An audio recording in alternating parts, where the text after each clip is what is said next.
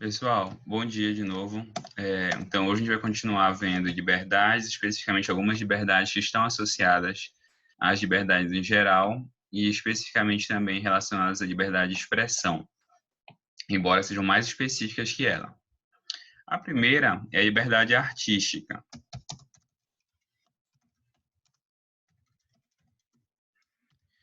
Embora a gente chame de liberdade artística, ela é um pouco mais abrangente que liberdade artística, tá? Ela inclui liberdade artística, liberdade científica, liberdade de manifestação em alguns casos um pouco mais específicos, relacionados principalmente à produção de alguma coisa, produção cultural em geral. Qual é a peculiaridade em relação a essa liberdade, em relação, acho que nós já vimos.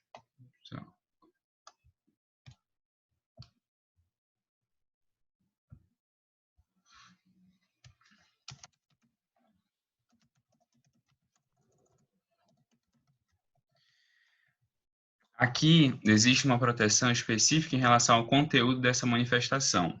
Então, esse conteúdo, eu disse para vocês lá na liberdade de expressão, que aí é um conteúdo que pode ser de qualquer tipo. Aqui não. Aqui é uma proteção específica em relação ao conteúdo, que é um conteúdo socialmente relevante. Então, aqui eu tenho como se fosse uma proteção extra, né? Uma proteção a mais, em razão da relevância do conteúdo que é protegido nessa liberdade.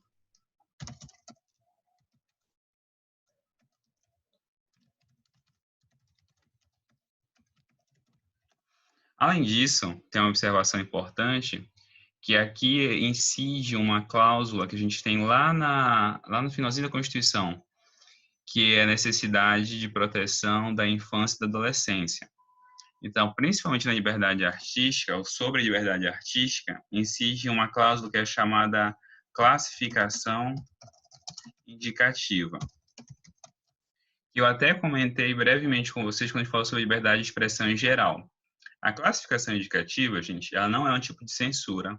A classificação indicativa é uma forma que a Constituição prevê e que a legislação prevê para organizar dois interesses: o interesse da manifestação artística e o interesse da proteção da infância e da adolescência. Então, é o que? O poder público pode impor restrições de acesso a obras públicas, a obras artísticas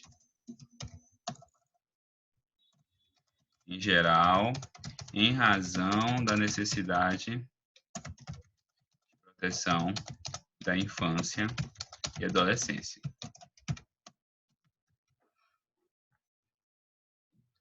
E a restrição, por exemplo, tanto para meios de comunicação públicos, como televisão e rádio, que tem uma restrição de horário no qual eles podem passar certas programações, mas restrição de acesso mesmo a locais em que exista uma exposição que, por exemplo, contenha cenas de violência, nudez, conteúdo sexual e por aí vai.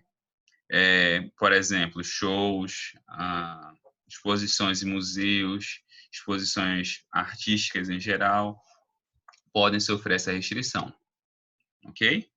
E isso não configura censura, e isso não é contrário a essa liberdade de expressão, a essa liberdade artística, melhor dizendo, tá bom? Já a liberdade científica, gente, ela também tem relação com uma outra liberdade, que é a liberdade acadêmica. Na liberdade científica e acadêmica, o pesquisador ou cientista, né, mas o pesquisador de forma geral, teórico ou professor, se for o caso, ele tem direito de inserir debates ou de promover debates, de promover discussões e não sofrer uma restrição sobre esse conteúdo. Então, se a gente fosse pegar um exemplo um pouco mais absurdo, então um professor de história, ele pode promover um debate sobre as obras de Hitler? Pode sim. Isso pode ser limitado, isso pode ser restringido? Não, ao contrário. a liberdade científica, a liberdade acadêmica, ela é indispensável. Sem ela, na verdade, você não consegue produzir conhecimento. Então, ela é necessária para que haja produção de conhecimento, ok?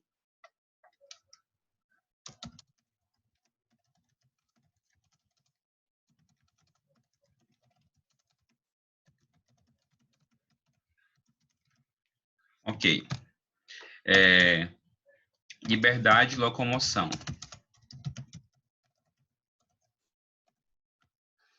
Gente, bora lá, para vocês participarem. O que é liberdade de locomoção? Essa aqui é até relativamente simples.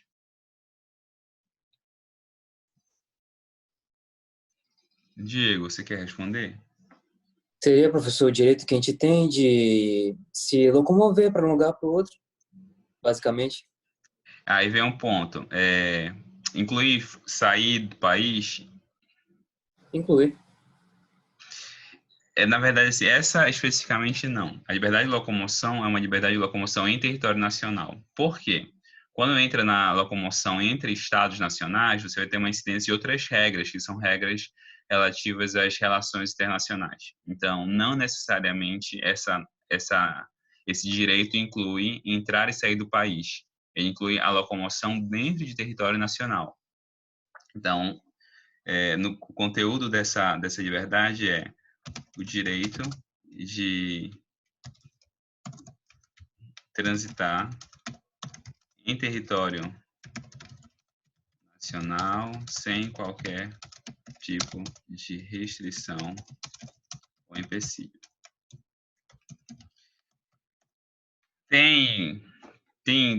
Aqui incide uma restrição interessante, que são situações, eu acho que a Lívia está com problema para entrar, porque eu aceito ela e ela entrou. Lívia, você está no meio de nós? Deixa eu ver. Acho que sim. Não, tá não, mas...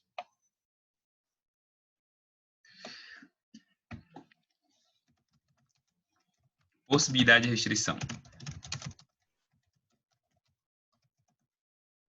Primeiro, restrição excepcional. Dois casos. Estado de defesa e estado de sítio. Estado de defesa e estado de sítio são duas situações que a própria Constituição regula, em que, em razão de alguma situação excepcional, em alguma situação extraordinária, pode ser relacionada à guerra ou à calamidade pública ou a um estado de grande desordem social, a própria Constituição, em razão dessa circunstância, admite uma situação excepcional. E essa situação excepcional inclui restrição à liberdade de locomoção. Ou seja, inclui que você não possa mais transitar livremente em território nacional. Gente, estado de defesa e estado de sítio. Primeira pergunta. Eles são situações que surgem de uma maneira informal ou eles dependem de uma formalidade para serem reconhecidos? Depende de formalidade, professor. Isso, eles dependem de uma formalidade, eles precisam ser decretados pelo presidente da República e eles precisam ser aprovados pelo Congresso Nacional. Somente quando houver essa formalidade, você tem efetivamente estado de defesa e estado de sítio. Ok? Aí vem uma pergunta. Por isso que estão sendo dias muito difíceis para quem é um constitucionalista. Muito difíceis. Professor, e a situação da quarentena? Gente, constitucionalmente, restrições tão incisivas como nós estamos vendo à liberdade de locomoção dependem da decretação do estado de defesa ou do estado de sítio. Sem isso, essas restrições são inconstitucionais. Inconstitucionais. Por quê? Primeiro, porque a Constituição reservou essa situação de excepcionalidade para o presidente da República e o Congresso Nacional, ou seja, são decisões que cabem apenas à esfera federal. Esse é o primeiro ponto. Segundo, eles são uma situação específica. Ah, professor, foi reconhecida a situação de calamidade pública. Não, mas eles não são calamidade pública, eles não são situação de emergência, eles são especificamente estado de defesa, estado de sítio. Então, eles exigem necessariamente uma formalidade, que foi o que o Antônio comentou, essa formalidade de presidente decreta, Congresso Nacional sanciona. E aí, gente, a gente precisa relembrar um outro ponto. Professor, mas existem leis, por exemplo, da época de Getúlio Vargas, que falam sobre essa situação. Lembrem que a nossa Constituição, uma lei, para que ela seja válida, ela precisa ter sido recepcionada pela nossa Constituição. E essa recepção, ela ter sido recepcionada pela nossa Constituição, inclui ela ser compatível com a Constituição. Então, o fato de existir uma lei, principalmente quando essa lei é anterior à Constituição, a gente tem que tomar um pouquinho mais de cuidado para saber se essa lei é compatível ou não é compatível com a Constituição atual. Isso é uma grande observação, né? Que é muito relevante para os nossos dias. Professor, mas tem que ser feito alguma coisa. Tem, gente. Só que no direito constitucional, as coisas têm que ser feitas seguindo certos ritos, certos procedimentos. Porque é para isso que existe a Constituição, tá? Tá. Além da situação excepcional, professor, como é que funciona o estado de defesa e o estado de sítio? Gente, vocês vão ver semestre que vem em Constitucional 3, tá bom? Como é que decreta, quais são as hipóteses, ok? Semestre que vem vocês vão ter uma aula só sobre isso. Além dessa situação excepcional, gente, quando é que a Constituição aceita restrição à liberdade de locomoção? E essa é fácil também.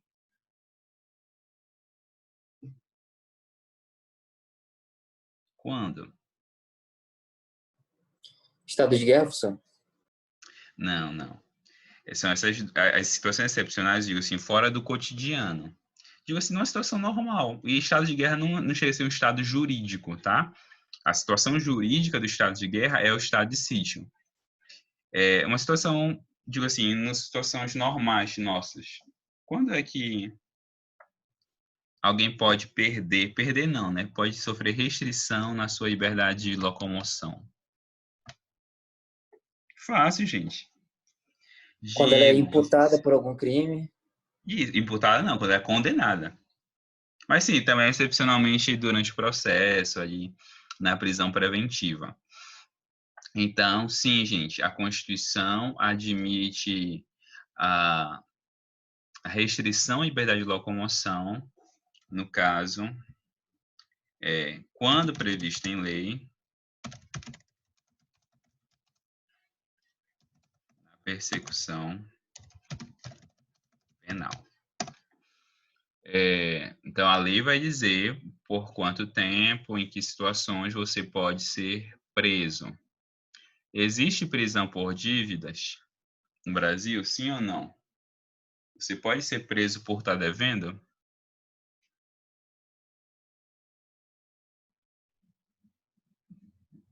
E aí, gente?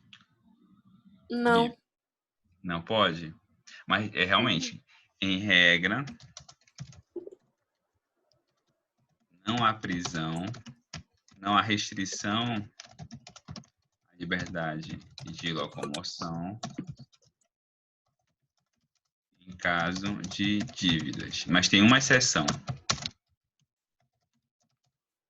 No caso da pensão Da alimentícia. pensão. Isso, no caso da dívida de caráter alimentar.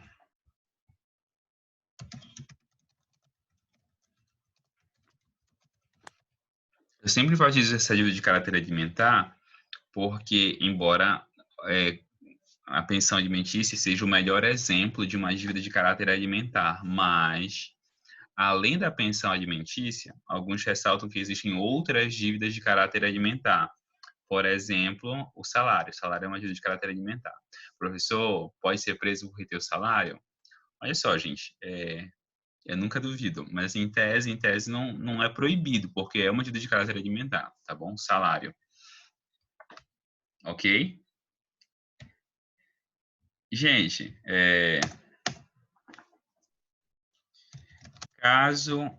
qual é a, a gente vai dizer assim, A gente chama de remédio, tá?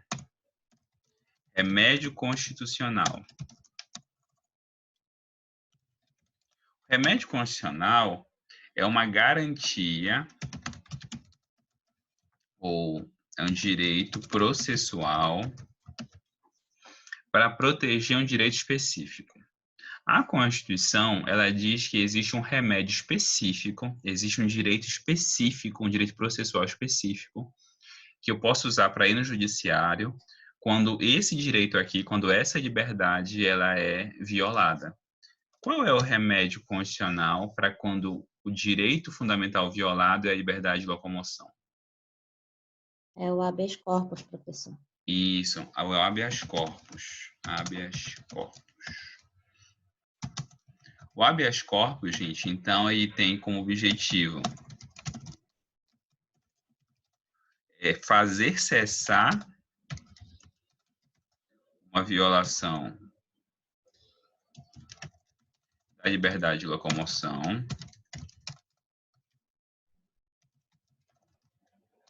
ou impedir que venha a ocorrer essa violação. Vai dizer, então, que existem duas modalidades básicas de habeas corpus, o repressivo e o preventivo.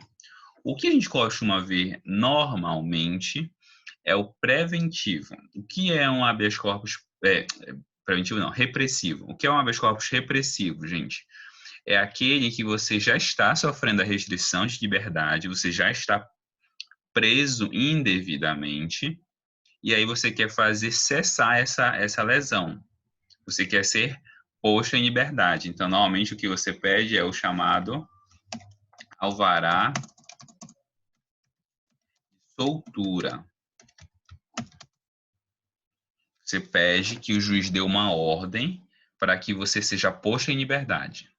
Um alvará de soltura.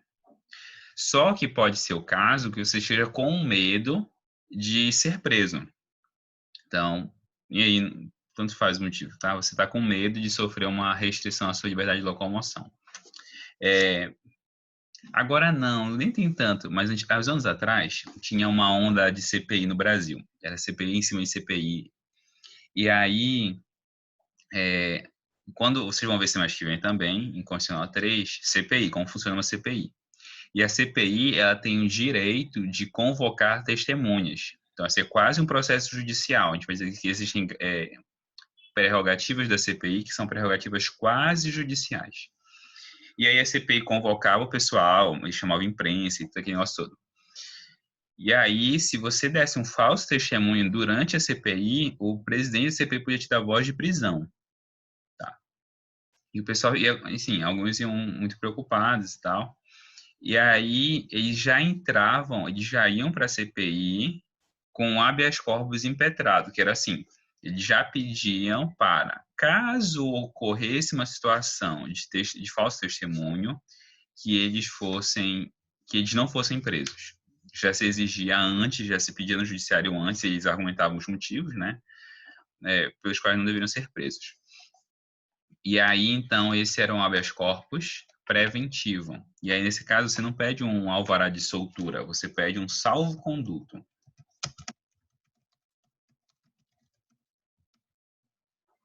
Ok? Ok até aqui, gente? Perfeito. A gente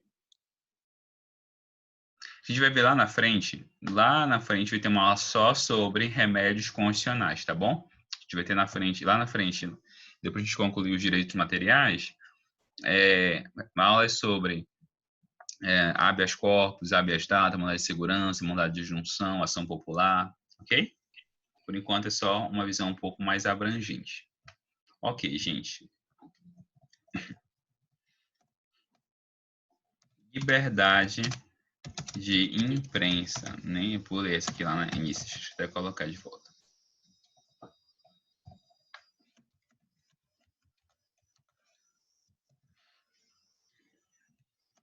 Liberdade de imprensa, ela é uma consequência, ou ela é tipo, como aquelas primeiras, ela é uma derivação da liberdade de expressão. Qual é, no entanto, a garantia que ela assegura? Ela assegura uma garantia específica para meios de comunicação.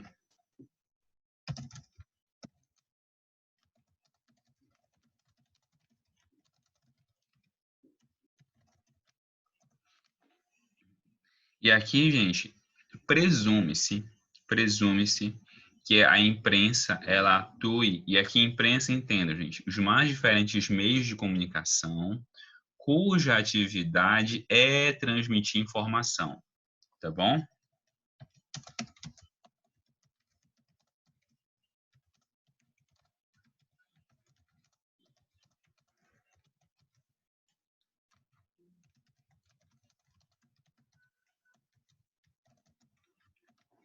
Ok?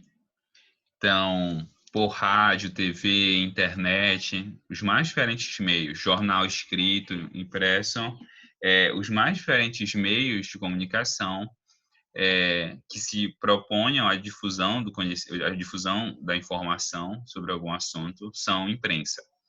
Gente, a imprensa, ela tem como principal prerrogativa, né, principal garantia a não interferência do poder público nas suas atividades.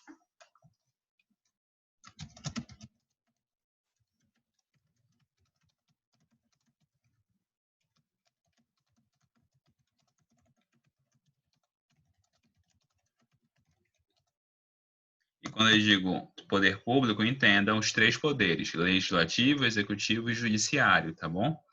Por isso, o regulamento da imprensa,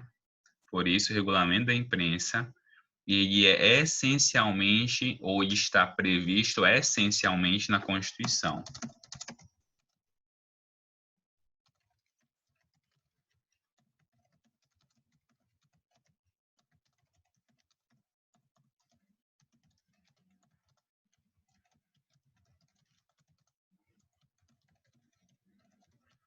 Essa, por exemplo, é a consequência de uma ação que o Supremo julgou chamada DPF 130, que era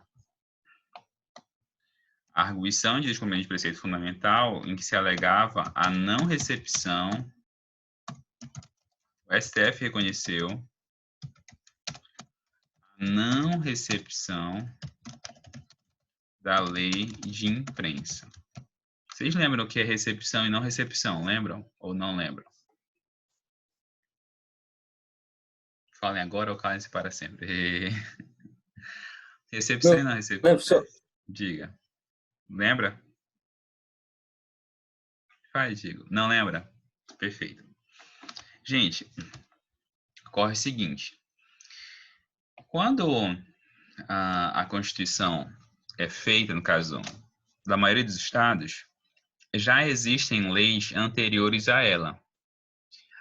Essas leis anteriores a ela têm como ter sido feitas conforme ela? Sim ou não?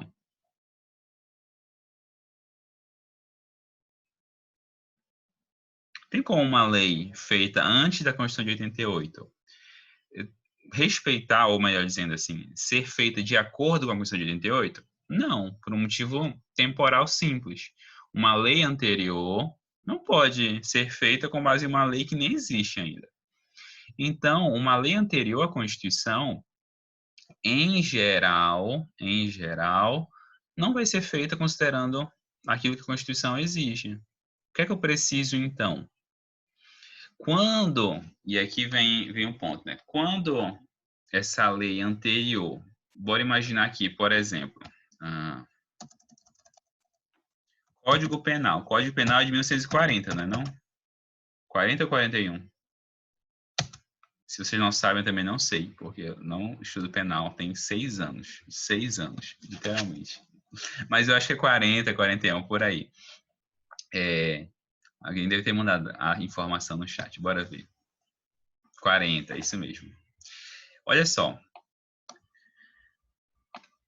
Ele foi feito, então, conforme a Constituição vigente em 1940, que era a Constituição de 1937. Ok. Foi feito, ok, segundo a Constituição, feito de acordo com a Constituição de 1937. E aí veio, então, a Constituição de 1988.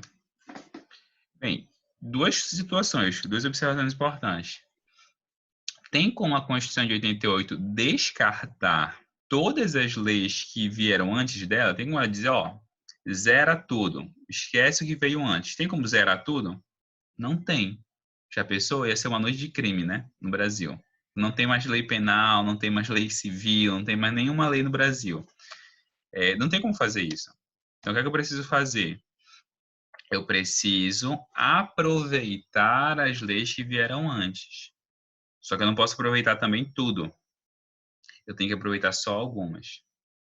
E aí é o ponto. O que é a teoria da recepção? Que palavrinha é essa? Recepção. Recepção é quando eu pego uma norma anterior que seja compatível com a Constituição e a aceito. Então, a teoria da recepção é a teoria da aceitação de normas anteriores à Constituição que são compatíveis com ela. Então, aquilo que for compatível, entra. Aquilo que não for compatível, não entra. Aquilo que não entra, a gente chama de não recepção. Então, o que foi que o Supremo disse? Ele disse que a lei de imprensa, que é uma lei da época da ditadura, não foi recepcionada, ou seja, não entrou na Constituição. Por que ela não entrou? Porque o Supremo disse que era uma lei que não era compatível com a Constituição Federal.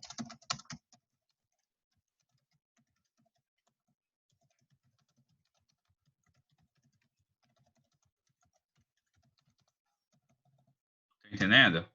Por que o Supremo disse isso, professor? Em essência, ele disse isso porque ele disse, olha, as principais normas sobre a imprensa já estão previstas na Constituição.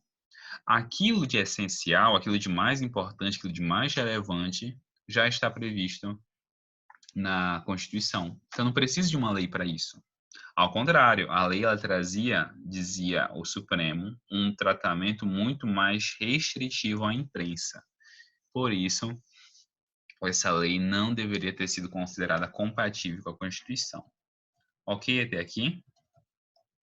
Professor, onde é que está dizendo essas normas sobre a Constituição, sobre a imprensa na Constituição? Gente, quando a gente vai lá para a Constituição, tem um grupo de artigos lá no final, já no finalzinho da Constituição, ali por volta do artigo 220, Constituição.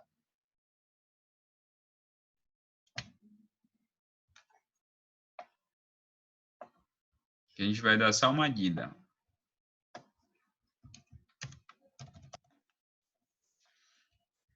Da comunicação social, acho que são 2 ou 3 artigos.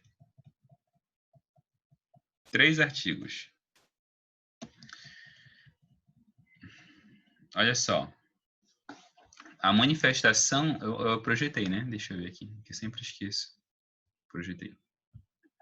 A manifestação do pensamento, a criação, a expressão e a informação sobre qualquer forma, processo ou veículo não sofrerão qualquer restrição. Aí diz, observado o disposto nesta Constituição. Por isso o Supremo diz, as principais normas já estão previstas na Constituição.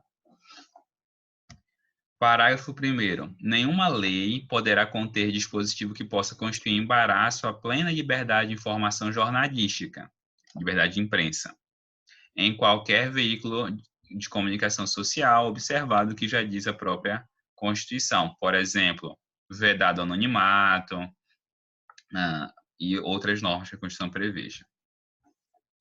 É vedada toda e qualquer censura de natureza política, ideológica e artística. Quando é que vai haver lei? Aí a Constituição já prevê. Parágrafo 3º, vai ter lei tratando disso aqui. Primeiro, regular a chamada classificação indicativa. Não, regular as diversões e espetáculos públicos, cabendo ao poder público. Informar sobre a natureza deles, faixas etárias, a que não se recomenda, em locais e horários em que sua apresentação se mostra inadequada. e por aí vai, tá bom? Então, classificação indicativa, regular classificação indicativa.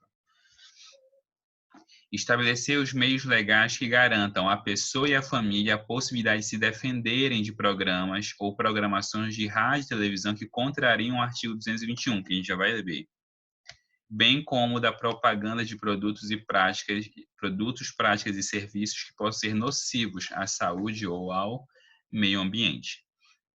Então, a lei tem que criar formas em que a própria sociedade possa, que é a chamada autogestão da comunicação social, que a própria sociedade possa se opor a programas ou, enfim, posições que sejam contrárias a valores sociais ou que sejam nocivos à sociedade, à saúde e ao meio ambiente. A propaganda, em certos casos, estará sujeita a restrições legais, como, por exemplo, tabaco, bebidas alcoólicas, agrotóxicos, medicamentos, terapias, ok? Os meios de comunicação social não podem, direta ou indiretamente, ser objeto de monopólio ou oligopólio. Você não pode ter uma rede que controle todo o sistema de comunicação social no país. Bem, a gente vai ver depois que aquilo que dependa, que é o chamado direito de antena, aquilo que depende de antena vai precisar de autorização do poder público. Aquilo que depende de antena. Mas a Constituição diz, aquilo que foi impresso, ou seja, aquilo que não depende de uma regulamentação específica, não depende ou independe de licença de autoridade. E esse parágrafo 6º, ele também parece ser plausível e parece ser aplicável para a caso da internet, tá bom? Porque a internet e o veículo impresso, eles não precisam de um controle do poder público, diferente da antena. A antena precisa. Então, nesse caso, não existe nenhum tipo de licença pública para que um jornal, um blog funcione. Claro até aqui? Sim? Ok.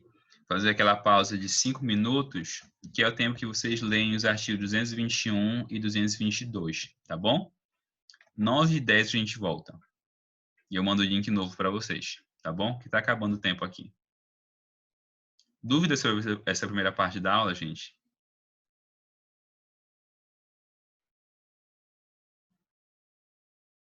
Não? Então tá. Até daqui a pouquinho, gente. 9h10. Tchau.